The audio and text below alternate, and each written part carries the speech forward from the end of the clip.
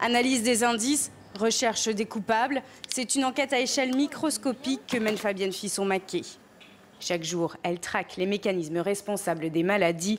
En 2011, l'une de ses découvertes a changé la vie des patients atteints de lupus, une maladie auto-immune. Ma découverte a permis le développement d'un nouveau traitement. Et ce traitement est une avancée spectaculaire pour les patients parce qu'il permet de diminuer considérablement les doses d'autres traitements qui sont très toxiques. Chef du département d'immunologie de l'université Monash à Melbourne, ses travaux sont reconnus dans le monde entier.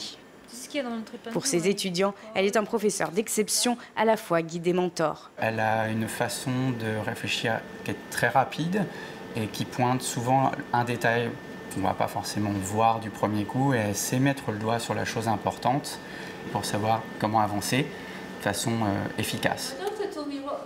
Pour Fabienne Fisson-Maquet, les moments passés avec ses étudiants sont toujours des instants privilégiés.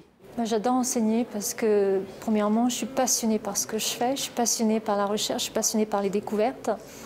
Et cette passion, elle ne peut pas être complète si on ne peut pas la partager avec de jeunes chercheurs et de jeunes étudiants. Pendant ces rares moments de pause, elle profite de l'Australie, un pays où elle vit depuis 15 ans et qui lui a offert les moyens de ses ambitions. En Australie, ce qui me plaît beaucoup, c'est qu'on a énormément de moyens pour enseigner et ça nous permet de donner une éducation de qualité à nos élèves.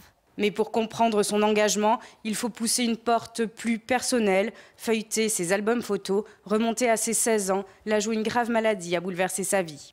Ça, c'est juste avant de tomber malade.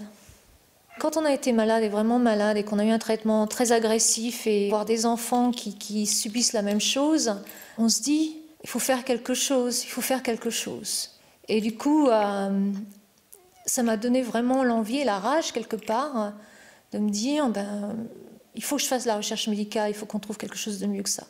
Et on prend plaisir à faire ce qu'on fait et on se dit que ça va aboutir à quelque chose de formidable.